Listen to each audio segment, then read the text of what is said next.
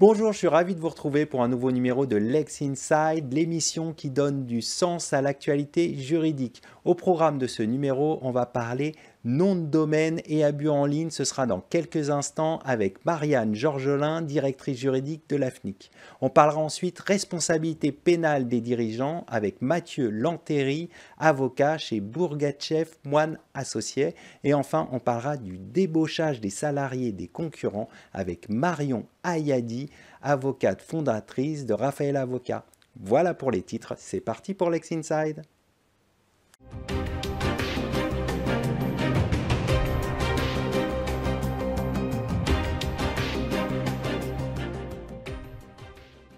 On commence tout de suite ce Lex Inside et on va parler nom de domaine et abus en ligne avec Marianne Georgelin, directrice juridique de l'AFNIC. Marianne Georgelin, bonjour. Bonjour. Les noms de domaine sont des actifs numériques essentiels pour les entreprises, mais ils sont la cible souvent de nombreux abus. Pouvez-vous nous présenter les différents types d'abus les plus courants liés au nom de domaine? Oui, tout à fait. Alors, on catégorise à peu près 3 types d'abus, grosso modo. Le premier va concerner la création d'un nom de domaine et un abus dans sa composition. C'est-à-dire qu'on va reprendre un terme qui correspond au nom d'une marque ou d'une société, mais à l'insu de cette marque ou de cette société. Je vous donne un exemple. Par exemple, j'enregistre le nom de domaine carrefour.fr, mais je ne suis pas l'hypermarché Carrefour. On parlera alors de cybersquatting, en anglais, cybersquattage en français. Et si d'aventure j'enregistre carrefour.fr avec 2 F et un 0 à la place du O, on parlera alors de typosquatting. C'est-à-dire qu'on crée des fautes d'orthographe ou des fautes de frappe pour justement induire les internautes en erreur au moment où ils chercheront à se connecter à ce nom de domaine. Donc ça, c'est la première catégorie d'abus. Ensuite, on caractérise des abus liés aux données d'enregistrement des noms de domaine. C'est-à-dire qu'au moment où j'enregistre un nom de domaine, je dois fournir des données me concernant. Je suis titulaire, je donne mon nom, mon prénom, si je suis une société, le nom de mon organisation, mon adresse postale, une adresse mail et mon numéro de téléphone. Et il arrive parfois que ces données ne soient pas correctes, ou alors complètement fantaisistes, par exemple Mickey Mouse qui habite à Marne-la-Vallée, ou encore qu'elles soient correctes, mais qu'elles reprennent des données de tiers qui ne sont pas au courant. Et là, on va parler d'usurpation d'identité. Donc voilà, tout ce qui concerne les données des titulaires de nom de domaine. Et enfin, on a une dernière catégorie d'abus en ligne. Et là, c'est lié, toujours au nom de domaine, mais à l'utilisation de celui-ci. C'est-à-dire, par exemple, j'ai enregistré ce fameux nom de domaine qui reprend une marque qui ne m'appartient pas. Je repars sur l'exemple de carrefour.fr. Et je vais l'utiliser pour faire ce qu'on appelle du phishing ou du hameçonnage en français. C'est-à-dire, je vais créer une adresse email à partir de ce nom de domaine. Et je vais envoyer ces adresses email en espérant que certains cliqueront sur les liens qui figureront dans les mails envoyés. Alors évidemment, on a tous été un petit peu victimes de ce type d'envoi, par mail, par SMS. On a tendance à confondre un petit peu ces liens qu'on nous envoie parce qu'on retrouve des marques. Sinon, c'est assez bien fait. C'est très bien fait. Je vous donne un exemple, Chronopost avec un E-service, etc. Donc on pense recevoir un message parfaitement légitime, ce n'est pas le cas. Alors surtout, ne pas cliquer sur ces liens. Bien sûr, parce que à ce moment-là, on va tomber sur une page web qui va reprendre un petit peu les pages web des services en question, en nous faisant croire que ce sont les services officiels, et les personnes ont tendance à rentrer des données personnelles et parfois des données bancaires. Donc on voit les risques qu'on peut encourir à ce niveau-là. Alors on a vu, les entreprises doivent être vigilantes pour protéger leurs actifs numériques. Quelles sont les principales stratégies que vous recommandez aux entreprises pour protéger leurs marques? Alors, c'est un petit peu comme les stratégies de protection de marque que vont mettre en place les entreprises. Là, c'est une stratégie de protection des noms de domaine. L'idée, c'est évidemment toujours d'enregistrer ces marques en tant que nom de domaine, ou ses enseignes commerciales, sa dénomination sociale, etc. On peut envisager des variantes dans les enregistrements, avec ou sans tiret, avec des accents, et dans plusieurs extensions possibles. Donc moi, je travaille pour le .fr, donc évidemment, je vais recommander d'enregistrer un nom de domaine en .fr, mais bien sûr, il existe d'autres extensions. Donc ça, c'est la première chose à faire. Ensuite, il y a toujours le risque de perdre son nom de domaine si on oublie de le renouveler, parce qu'un nom de domaine est enregistré pour un temps. Donc il faut être quand même vigilant, prudent dans ces échéances-là, et bien s'assurer que les noms de domaine sont à jour et renouvelés dans les temps. Malgré ces précautions, il peut arriver qu'une entreprise détecte un dépôt portant atteinte à sa marque. Dans ce cas, quels sont les différents dispositifs à activer pour les marques quand il y a détection d'un dépôt portant atteinte à une marque? Alors, Les noms de domaine, les enregistrements de noms de domaine en .fr sont encadrés par la loi. Donc c'est une bonne nouvelle. Il existe un article L45.2 du Code des postes et des communications électroniques qui va être décliné dans la charte de nommage du .fr. Donc c'est un document de référence pour le .fr. Donc déjà, en général, on invite les entreprises à aller lire ce document et à s'y intéresser. Et dans ce document, on va répertorier tous les outils, toutes les procédures qui existent pour se protéger au mieux. Donc par exemple, la première chose que nous allons nous recommander aux personnes qui suspectent un abus lié à un nom de domaine, c'est de nous contacter. Alors je parle de nom de domaine en .fr bien sûr, puisque nous sommes le registre des .fr, c'est de nous signaler cet abus. Donc en fonction de la catégorie d'abus, vous savez celle dont je vous ai parlé juste au début de notre conversation, eh bien il va y avoir différents outils ou différents types de réponses possibles. Alors on a un formulaire en ligne de signalement. Donc par le biais de ce formulaire de signalement. Et ce qu'on fera aussi, c'est qu'on donnera des informations aux personnes pour qu'ils puissent justement aller vers les bonnes procédures. Si c'est lié à un contenu de site web, ce n'est pas de notre sort. En revanche, admettons que ça concerne un problème lié à des droits de la consommation, pardon. À ce moment-là, on va renvoyer vers les autorités compétentes de protection des consommateurs. Alors, je continue. Si d'aventure, ça concerne bien un nom de domaine en .fr, la première chose à faire, c'est de savoir, quand on est victime comme ça d'un enregistrement abusif, c'est de savoir qui a enregistré le nom de domaine en question. Au moment de l'enregistrement du nom de domaine, vous savez, je vous avais parlé des données qu'on fournissait. Et donc, il existe une sorte d'annuaire en ligne qu'on va appeler le Whois, qui est disponible sur notre site web, donc www.afnic.fr. Et à partir duquel on va avoir toutes les données concernant les noms de domaine en .fr. Mais bien évidemment, nous ne donnons pas les données, nous ne fournissons pas les données des personnes physiques, puisque celles-ci sont protégées, ce sont des données à caractère personnel. Et donc, pour obtenir ces données, qui vont concerner des titulaires personnes physiques, on peut nous demander une divulgation de données personnelles. On en traite à peu près 700 par an et on répond en 24 heures. Donc voilà, c'est assez efficace. Un autre élément important, ce sont les recours et les procédures. Pouvez-vous nous décrire ces recours et ces procédures ? Alors, on a mis en place des procédures de résolution des litiges. On appelle ça des procédures alternatives de résolution des litiges. C'est une forme d'arbitrage juridique. Il en existe deux pour le .fr. La première s'appelle Cireli, système de résolution des litiges, et la seconde par l'expert. La première, c'est une procédure qui est entièrement gérée par l'AFNIC. Et la seconde, elle est gérée en coopération avec l'Organisation mondiale de la propriété intellectuelle. Pour vous donner un petit peu la différence. Alors la première, donc Cireli, avait le coût de dépôt d'un dossier de 250 €. Pour par l'expert, c'est 1 500 €. Pour Cireli, c'est un panel qui s'appelle un collège qui va rendre une décision. Pour par l'expert, c'est un expert désigné par l'OMPI, par l'Organisation mondiale de la propriété intellectuelle. En dehors de ces différences, elles fonctionnent exactement de la même manière. Donc une entreprise, en général des avocats, mais pas seulement, puisqu'il peut y avoir des TPE, PME qui elles-mêmes déposent directement leur dossier. Donc une entreprise va déposer un dossier. Nous, ce qu'on recommande aux personnes qui souhaitent le faire, c'est d'aller lire nos guides pratiques qui permettent un petit peu d'expliquer comment s'y prendre, parce qu'il y a plusieurs étapes à respecter. Et puis, par ailleurs, on a un peu de recul sur la question.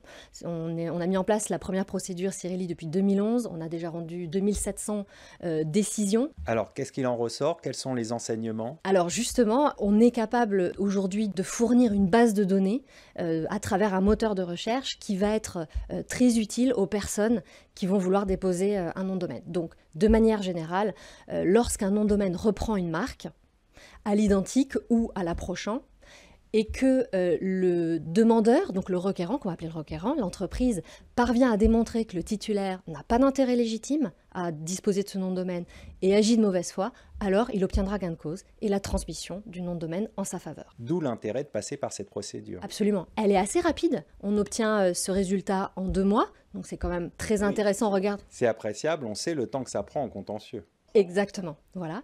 Et puis, donc, elle a un coût quand même relativement abordable, ce qui permet d'anticiper et de pouvoir déposer plusieurs dossiers. On va conclure là-dessus. Merci d'être venu sur notre plateau. Merci à vous.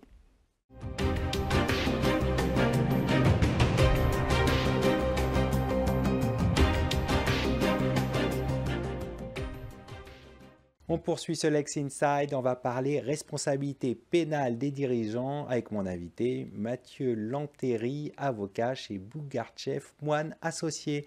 Mathieu Lantéry, bonjour. Bonjour Arnaud. nous allons aborder un sujet qui préoccupe les entreprises, la responsabilité pénale des dirigeants. Qu'entend-on exactement par responsabilité pénale des dirigeants? Alors, de prime abord, c'est une notion assez simple à définir, bien qu'aucun texte légal ne le prévoit. Toute personne qui adopte un comportement que la loi définit comme infractionnel se rend potentiellement coupable d'une infraction. Et sa responsabilité pénale peut être engagée. Mais dans une entreprise, il y a beaucoup de situations qui, en elles-mêmes, peuvent devenir des situations délictueuses. C'est pour ça qu'un dirigeant n'est pas un justiciable comme les autres. C'est un justiciable qui court plus de risques, soit par ses propres faits, soit par les faits de ses préposés. C'est pour ça qu'on parle tant de responsabilité pénale des dirigeants, parce que c'est un risque qu'on connaît, mais qu'il faut maîtriser au sein des entreprises. Dans quel cas la responsabilité pénale des dirigeants peut-elle être engagée? Globalement, il y a deux cas de figure. En principe, la responsabilité pénale du dirigeant est engagée lorsque, c'est ce que je disais, hein, le dirigeant commet lui-même, personnellement, des actes ou adopte un comportement qui est infractionnel. Un comportement qui correspond aux éléments constitutifs d'une infraction pénale. C'est la première hypothèse, c'est le premier cas. On pense notamment, par exemple, à l'abus de biens social d'un dirigeant qui utiliserait les fonds de sa société dont il est dirigeant pour, par exemple, abonder la trésorerie d'une autre société dans laquelle il aurait des intérêts. Eh bien, ça peut, parfois, dans certaines circonstances, constituer un cas de responsabilité pénale. Ça, c'est l'action du dirigeant lui-même qui, avec son papier, son stylo, signe un ordre de virement. Évidemment. Mais il y a une deuxième situation qui est celle non pas du dirigeant lui-même, mais de l'hypothèse où cette fois ce sont des actions diverses qui sont réalisées au sein de la société, parfois dont on ne sait pas exactement dire qui précisément a pris la décision. Et bien dans ces circonstances, il peut arriver que le dirigeant soit responsable pénalement. Dans quelles circonstances un dirigeant peut-il être tenu responsable pénalement pour des actes commis par des employés? Eh bien, ça correspond à cette deuxième hypothèse en réalité. En principe, en droit pénal, la règle, c'est la responsabilité pénale du fait personnel. Je suis coupable, responsable de ce que j'ai fait et seulement de ce que j'ai fait, pas de ce que les autres ont fait, et heureusement. Mais si on ne peut pas dire que la responsabilité pénale du dirigeant soit une entorse à ce principe, une exception à ce principe, ça reste quand même une nuance. Parce qu'on observe que la jurisprudence est très rigoureuse à l'encontre des dirigeants et très souvent elle fait peser sur les dirigeants cette responsabilité de ce qui se passe dans l'entreprise. Pourquoi? Parce que le dirigeant est considéré en droit pénal des affaires, en droit pénal du travail, comme ne pouvant pas ignorer ce qui se passe au sein de son entreprise. Plusieurs exemples, c'est notamment dans le domaine du droit pénal du travail qu'on retrouve régulièrement c'est ce cas de figure-là. L'exemple d'un accident sur un chantier. Vous prenez sur un chantier, un accident intervient, un ouvrier du chantier est blessé. Évidemment que ça n'est pas le dirigeant qui, avec ses petites mains, a rédigé les clauses techniques. Évidemment que ce n'est pas lui qui a rédigé le registre de sécurité et qui était sur place pour vérifier ce qui se faisait. Néanmoins, c'est au dirigeant qu'il appartenait de faire en sorte que les mesures de sécurité idoines soient respectées. Et donc, si ces préposés n'étaient pas suffisamment formés, si ces préposés n'étaient pas suffisamment informés des règles de sécurité, eh bien c'est sur le dirigeant que la responsabilité portera. On retrouve ça également en matière de travail dissimulé, on retrouve ça également en matière de harcèlement. On sait que dans des affaires récentes, la jurisprudence a dégagé la notion de harcèlement institutionnel, où on n'est plus seulement sur le harcèlement d'un supérieur sur un préposé, un subordonné, mais l'organisation entière. Et dans ce cas-là, eh bien, ça sera au premier chef la responsabilité des dirigeants qui sera cherchée, puis éventuellement de la personne morale, les dirigeants en étant le vecteur. Quelles sont les principales infractions pour lesquelles les dirigeants d'entreprise risquent-ils d'être poursuivis pénalement? La réponse simple, c'est pour toute infraction. Parce que, en réalité, toutes les infractions de droit commun peuvent être reprochées à un dirigeant d'une société commerciale, d'une entreprise. La responsabilité est extrêmement large. On pense là encore, dans une actualité relativement récente, aux dirigeants d'un ancien cimentier français qui ont été mis en examen pour financement du terrorisme. On n'imagine pas forcément que c'est le risque premier du dirigeant d'une entreprise, et pourtant ça arrive. Donc toutes les infractions peuvent être reprochées, toutes les infractions de l'arsenal législatif et infractionnel peuvent être reprochées à un dirigeant. Néanmoins, il y a quand même des marottes particulières, des infractions qui reviennent spécifiquement sur les dirigeants. Ça va être par exemple, ce qu'on évoquait tout à l'heure, l'abus de biens sociaux, toutes les infractions du droit pénal du travail. Ça sera le droit pénal du travail, donc le harcèlement, le travail dissimulé, les ATMT, accidents du travail, maladies professionnelles, et notamment les blessures involontaires, toutes ces infractions involontaires qui seront reprochées également aux dirigeants. Donc l'arsenal est infini. Quelles sont les sanctions encourues par un dirigeant reconnu pénalement responsable? Eh bien, en principe, le dirigeant est injusticiable comme un autre. Donc, il encourt la peine qui est prévue par le texte d'incrimination. C'est aussi simple que ça, et ça c'est la théorie, c'est-à-dire que si le texte prévoit une peine d'emprisonnement et une peine d'amende, eh bien le dirigeant encourt les deux. En pratique, les peines d'emprisonnement fermes, non aménageables, sont rarement prononcées. On sera plutôt sur des peines d'avertissement ou des peines financières lourdes, qui dépendront bien sûr de la personnalité et du casier judiciaire de la personne, mais généralement c'est ça. En revanche, ce qui inquiète surtout les dirigeants, ce sont les peines complémentaires et notamment l'interdiction de diriger, l'interdiction de gérer. C'est-à-dire que, bon, on se voit prononcer une amende qui peut être relativement élevée. En matière de travail dissimulé, par exemple, c'est 45 000 €, mais ça reste une somme relative par rapport aux fonctions que peuvent exercer certains dirigeants. En revanche, une interdiction de diriger qui parfois peut être définitive, eh bien, les conséquences sont beaucoup plus graves. Comment les dirigeants peuvent-ils anticiper et prévenir les risques pénaux liés à leurs fonctions? Bien sûr, eh bien, la première chose à faire, c'est de travailler en amont. C'est de cartographier ses risques en fonction du secteur dans lequel on intervient, en fonction de son industrie, de savoir précisément quels risques sont susceptibles d'intervenir et de maîtriser ces risques après les avoir identifiés. En droit pénal, une infraction, c'est, on le sait, un élément matériel, un élément intentionnel. Une fois qu'on sait où sont les risques, eh bien, il suffit de faire en sorte que l'élément matériel, l'élément intentionnel ne surviennent pas. En matière d'accident du travail, en matière de blessures involontaires, l'un des critères qui permettent de caractériser l'infraction, c'est le manquement à une obligation de sécurité ou de prudence. Eh bien, il suffit de faire en sorte que ces manquements n'interviennent pas. Donc, identifier les règles de sécurité et de prudence qui s'imposent à nous selon l'industrie dans laquelle on est, les identifier, les corriger, les prévenir et les respecter. Et ça, quand on fait ça, mécaniquement, on écarte le risque de responsabilité sur l'élément matériel. Et sur l'élément intentionnel, eh bien, dès lors qu'on met en place les processus internes qui permettent de démontrer la volonté du dirigeant, la volonté de l'entreprise de respecter la loi, de respecter la réglementation, d'être dans une démarche de conformité, c'est un mot à la mode, eh bien, on aura d'autant plus d'éléments à faire valoir devant un juge pénal pour présenter l'absence d'éléments intentionnels.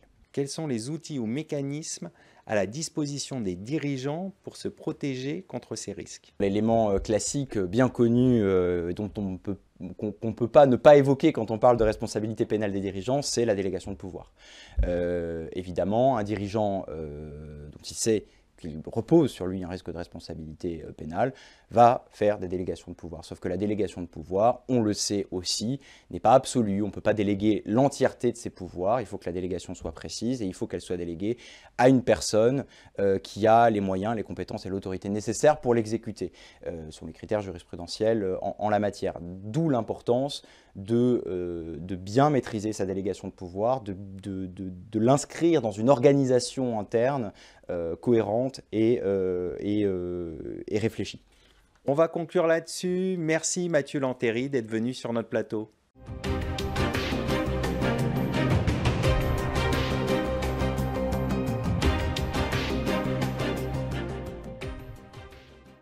Débauchage des salariés des concurrents, quels sont les risques? On en parle tout de suite avec mon invité, Marion Ayadi, associée fondatrice de Raphaël Avocat. Marion Ayadi, bonjour. Bonjour Arnaud. Alors on va parler d'un sujet particulièrement prégnant, le débauchage des salariés d'un concurrent. Qu'entend-on exactement par débauchage de salariés d'un point de vue juridique? Alors le principe, ça reste la liberté du travail. La liberté du travail, ça signifie que le salarié est libre de quitter son employeur pour en rejoindre un autre Et ça signifie également que n'importe quelle entreprise, n'importe quel employeur peut proposer à un salarié qu'il sait pourtant lié par un contrat de travail à une autre entreprise, il peut lui proposer de rejoindre. En soi, le débauchage n'est pas interdit. C'est le débauchage fautif, ce dont on va parler ensemble, qui en revanche est répréhensible et qui peut être sanctionné. Dans quel cas le débauchage des salariés d'un concurrent peut-il être considéré comme illégal? Alors ça va dépendre en fait du moment auquel intervient le débauchage. Ça va dépendre des clauses qui figurent dans le contrat de travail du salarié qui va être débauché. Et ça va dépendre des moyens mis en œuvre par le nouvel employeur pour arriver à ses fins et convaincre le salarié de le rejoindre, en fait. Puisque, d'abord, un salarié qui est en cours de contrat avec son employeur peut, selon les cas, décider d'avoir un autre contrat de travail. Il peut cumuler 2 contrats de travail. Et en fait, l'employeur qui essaye de le convaincre de le rejoindre, eh bien, doit quand même vérifier qu'il n'est pas lié par une clause d'exclusivité, par exemple. Et puis surtout, alors qu'il est toujours en cours de contrat, si le salarié décide de quitter son employeur pour le rejoindre, eh bien, la rupture ne doit pas se transformer en rupture abusive. Et le nouvel employeur ne doit pas participer à cette rupture abusive. Ça veut dire finalement mettre des moyens assez lourds pour le persuader de venir vite et donc de ne pas respecter ses propres obligations contractuelles en ne respectant pas son préavis, et puis au passage en emportant des fichiers clients, et puis au passage en convainquant un ou 2 collègues de le rejoindre également. Voilà. Là, on est dans une participation active du nouvel employeur et donc dans un débauchage qui devient fautif. Évidemment, si le salarié est par ailleurs lié par une clause de non-concurrence, eh bien, le nouvel employeur qui va le débaucher alors qu'il est lié par une clause de non-concurrence commet un acte de débauchage qui est fautif en soi. Et enfin, si l'employeur met en œuvre des manœuvres qui sont des manœuvres déloyales avec des moyens importants, c'est-à-dire qu'il débauche plusieurs salariés, une équipe entière, un service entier, ou les 4 ou 5 dirigeants d'une même entité, là évidemment on arrive à du débauchage massif et qui en général est évidemment fautif parce qu'il constitue un indice de concurrence déloyale. Quels sont les principaux risques juridiques pour une entreprise qui débauche des salariés des concurrents? Alors, d'abord, l'employeur risque de recevoir une lettre de mise en demeure de la part de l'ancien employeur, du ou des salariés débauchés, et une lettre recommandée donc, qui vise à lui demander de mettre fin au contrat de travail des salariés qui ont été débauchés illégalement. Ensuite, si ça ne suffit pas, il peut y avoir des actions en référé, pour justement qu'il soit ordonné à l'employeur de mettre un terme au contrat de travail qui a été conclu illégalement. Et puis, ça peut aller aussi jusqu'à des actions en concurrence déloyale sur le fond, donc éventuellement devant le tribunal de commerce, puisque en général, les employeurs, les entreprises sont commerçants, donc c'est devant le tribunal de commerce. Ce sont des actions au fond pour obtenir des dommages-intérêts. Mais pour mettre en œuvre toutes ces actions, il y a un outil qui est de plus en plus utilisé, c'est l'article 145 du Code de procédure civile. Ça veut dire qu'en fait, l'ancien employeur qui sait que son salarié ou ses salariés sont partis chez un concurrent va présenter une requête devant un juge en lui demandant d'envoyer un huissier, qu'on appelle aujourd'hui commissaire de justice, d'envoyer donc un commissaire de justice dans les locaux du nouvel employeur pour aller chercher la preuve de ce débauchage fautif, chercher la preuve d'une concurrence déloyale. Donc on est avant tout procès, parfois il n'y a pas eu de mise en demeure, et en fait un huissier se présente, saisit des pièces, le contrat de travail, l'aide d'embauche, de la messagerie pour pouvoir démontrer quand ont eu lieu les actes, les approches, les actes de débauchage, et puis pour voir s'il n'y a pas d'autres actes associés. Constitue des preuves. Exactement, se constitue des preuves, c'est très efficace et c'est de plus en plus utilisé. Existe-t-il des situations où le débauchage de salariés est permis? Alors oui, heureusement. Il y a des cas où le débauchage qui est effectué dans des conditions tout à fait régulières, un salarié qui est approché par un autre employeur mais sans manœuvre déloyale, sans qu'il y ait une participation active pour lui faire violer ses obligations contractuelles, ça ne posera aucune difficulté. De la même façon, en fait, même quand il y a un débauchage de plusieurs salariés d'une même entreprise, mais si les raisons profondes du départ, c'est que l'entreprise elle-même est en difficulté ou qu'il y a un climat social qui est dégradé, que de toute façon les salariés en fait seraient partis, même sans une intervention extérieure, eh bien le débauchage n'est pas considéré comme fautif. On vient de voir les cas où le débauchage était autorisé, mais comment les employeurs peuvent-ils retenir leurs salariés? Les salariés qui sont débauchés, en fait, souvent partent pour obtenir de meilleures conditions salariales, des meilleures conditions de travail. Et on voit aujourd'hui l'importance des réseaux sociaux et des sites spécialisés où les salariés se comparent et comparent les conditions de travail. Vous voyez les sites comme Glassdoor, des sites comme ceux-ci. Et c'est important, les employeurs doivent garder un œil sur ces sites, sur les réseaux sociaux, pour finalement rester tout à fait au niveau du marché et pour pouvoir lui-même mettre en place des mesures salariales et des conditions de travail qui vont lui permettre de conserver ses salariés. Ça va être sa meilleure protection finalement. Vous parlez des protections, évoquons maintenant les précautions qu'une entreprise doit prendre quand elle souhaite embaucher des salariés d'un concurrent. Alors, elle doit vérifier qu'il est libre de tout engagement. C'est l'expression consacrée, c'est d'ailleurs l'expression qu'on utilise dans les contrats de travail. Donc, elle doit vérifier qu'il n'est pas lié par une clause de non-concurrence. Ça veut dire qu'elle doit lui poser la question. Beaucoup d'employeurs, finalement, vont parfois se défausser en disant « mais moi, il ne m'a rien dit ».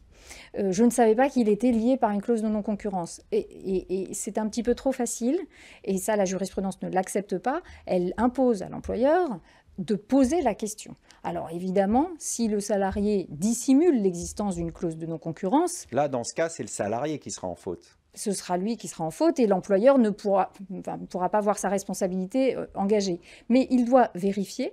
Et il y a un autre point aussi qui est important, qui est que c'est une question qu'il pose souvent aux salariés. Et ensemble, ils vont réfléchir souvent en se disant « bon, on a très envie de te recruter, mais tu as une clause de non-concurrence. On examine ensemble la clause de non-concurrence. Est-ce qu'on ne peut pas considérer que finalement, elle est nulle, cette clause ? Parce qu'elle est trop étendue géographiquement, parce que la contrepartie financière n'est pas assez importante. Bon, finalement, on se dit qu'on prend le risque de t'embaucher et on considérera que la clause est nulle. Alors ça, c'est un très gros risque, parce qu'en fait, seul le salarié peut finalement saisir éventuellement le juge prud'homal pour faire constater la nullité de sa clause. L'employeur, lui, de toute façon, s'il embauche un salarié dont il sait qu'il est lié par une clause de non-concurrence, commet un acte de concurrence déloyale. Donc attention, vigilance et de mise. Exactement. On va conclure là-dessus. Merci d'être venu sur notre plateau. Merci à vous. Merci à toutes et à tous pour votre fidélité. Restez curieux et informés. À très bientôt sur Be Smart for Change pour un nouveau numéro de Lex Inside.